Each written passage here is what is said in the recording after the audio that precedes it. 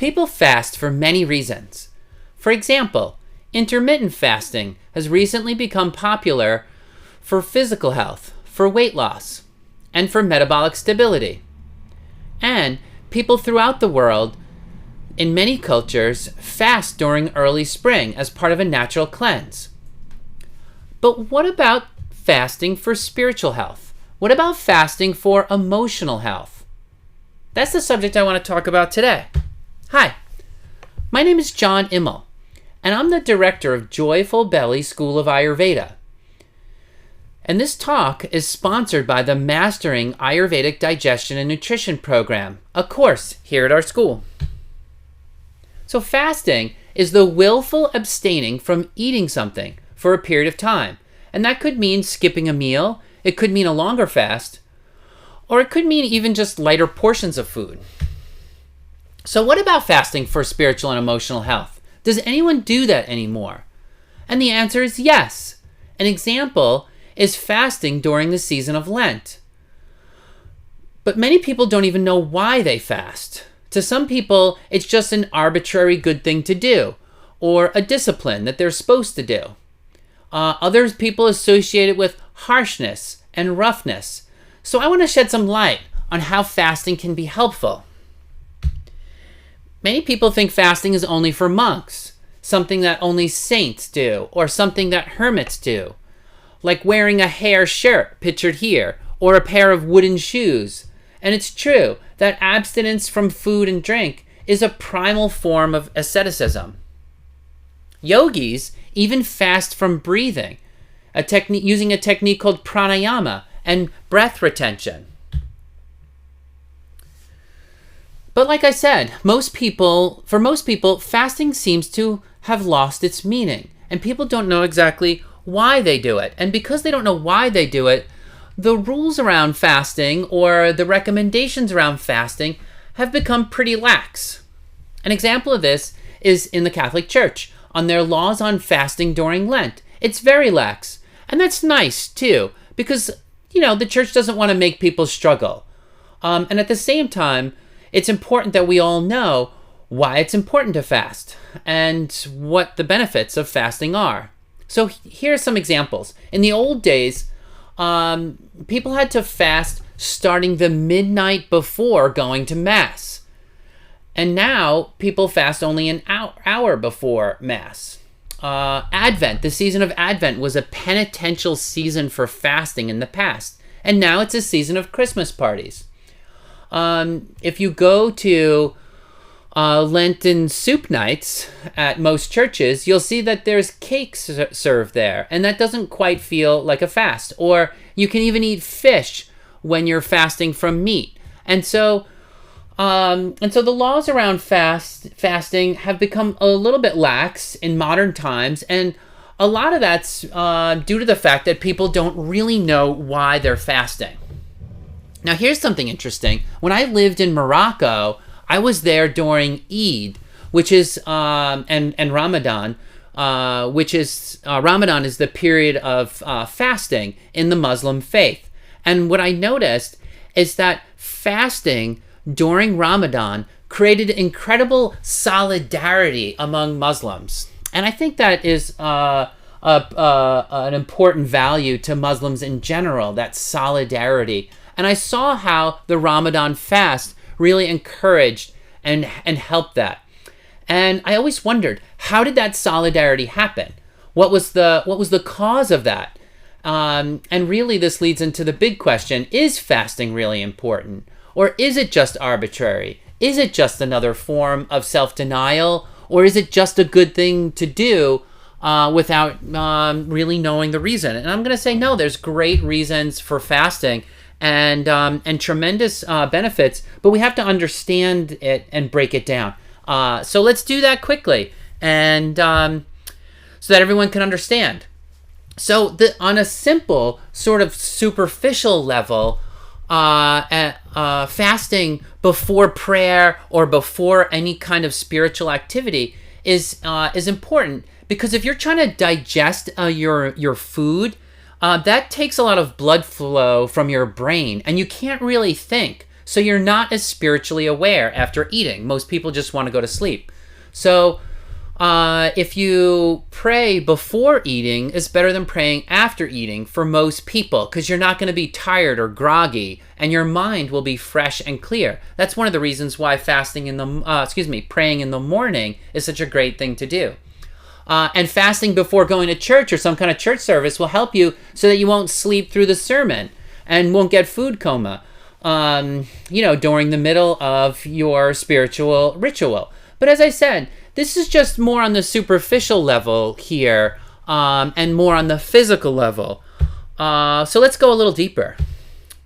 Fasting, on a deeper level, declares freedom. Freedom from what? It's a declaration of freedom. It says, I am free. But freedom from what? And the answer is freedom from turbulence of the senses. Now, our instincts, our urges, our impulses, and our passions and our desires, they're all wonderful, but they're constantly distracting. And they have a way of being a little bit selfish, right? They have a way of putting themselves first, right? And so if a person is controlled by their instincts, then they might end up being a little selfish. Or they might really lose control of themselves, right? Following our instincts often feels like gaining control, but actually if our instincts are running the show, and then we're not making free will choices anymore, and that could be a loss of freedom. We could get carried away from an impulse, right? We could hurt ourselves, eat the whole chocolate cake instead of just a piece or something like that, right? We all have these examples, and it happens frequently for all of us, where our impulses get us into a little bit of trouble, right? So fasting is a declaration of independence and freedom that says, no, I'm the master of urges and impulses and desires and sensory appetite. Yes, those urges and impulses will exist. I can't stop them from happening, but I can make a choice about which ones to follow. So here's a character strength initiative for you. If you get carried away or tend to act impulsively, fasting regularly may be really good for you. Fasting restores clarity. As I just mentioned, instead of being a puppet tossed around by your instincts, as soon as you have that little bit of detachment from your urges and impulses, you can choose to be yourself again, right? You can choose to be a free person, able to make clear choices, to see clearly.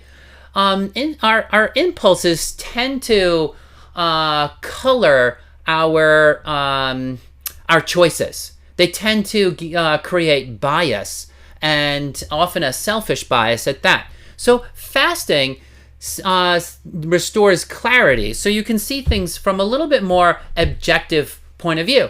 That's why, another character strength initiative is counting to 10, right? Counting to 10 says, I'm not going to follow that impulse right now. I'm going to fast from that impulse. I'm going to take a little rest if I'm angry or tense to regain control of myself so I can make good decisions, right?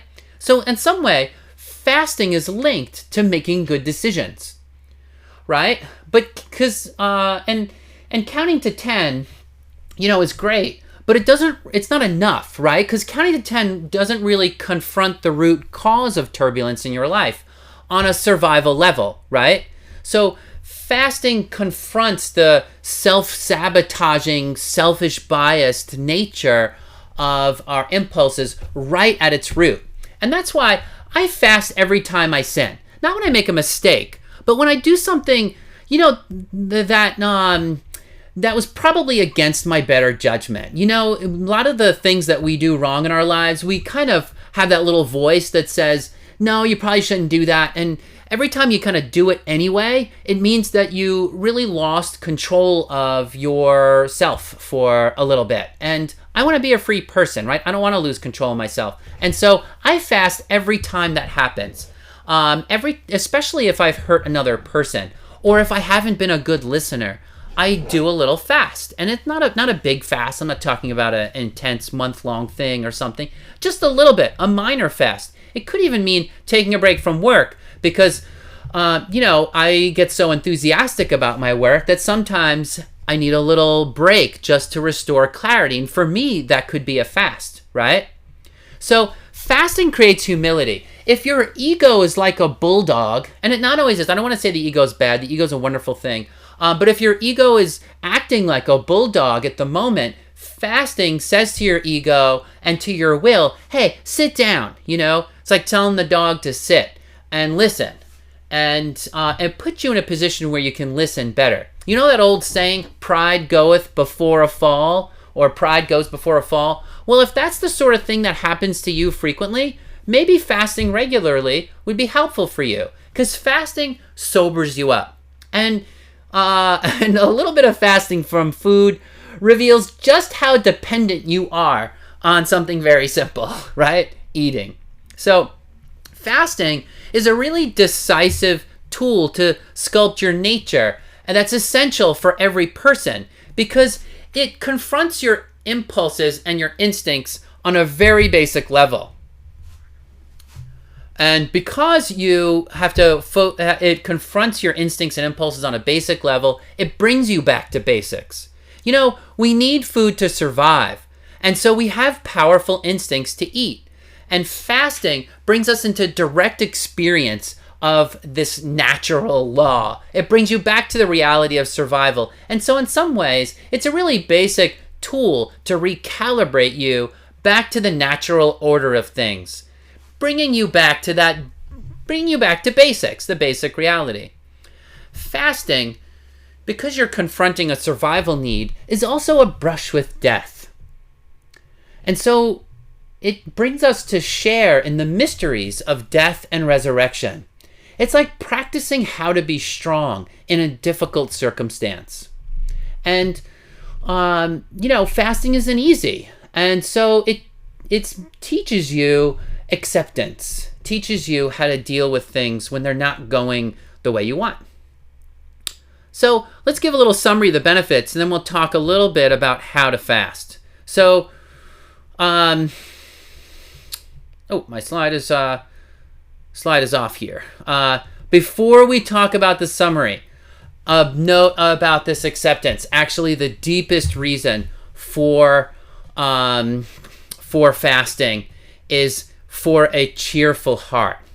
So if you're the type of person that gets bent out of shape easily, if you're the type of person that when circumstances are challenging, you get irritable and cranky, or you start being very anxious and worried, maybe you need practice, right?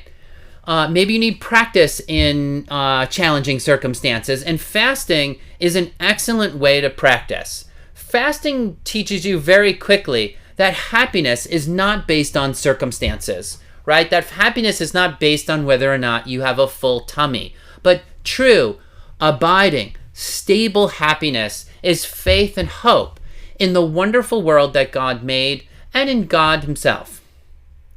So fasting is where you practice that strength to be cheerful, even in difficult circumstances. I always think back to that quote from the Bible in Matthew chapter 6, verse 16. When you fast, don't show it by gloomy looks, right?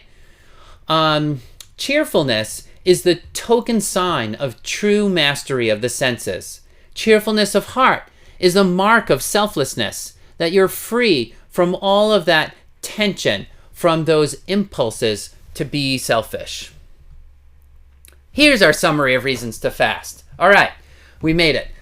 So why fast? Well, fast for physical health. Fast to avoid brain fog before a spiritual activity. Fast to declare freedom, to free your heart from the turbulence of impulses and urges. Fast to see clearly. Fast to get back to basics. Fast for acceptance of the world the way it is. Fast for a cheerful heart, no matter what the circumstances. And fast for humility, so that you are a well-prepared vessel, ready for spiritual direction. Now, about how to fast. First of all, simple is best. Fasting doesn't have to be demanding. A simple, light meal once a week is good enough. Bean soup with a side of rice.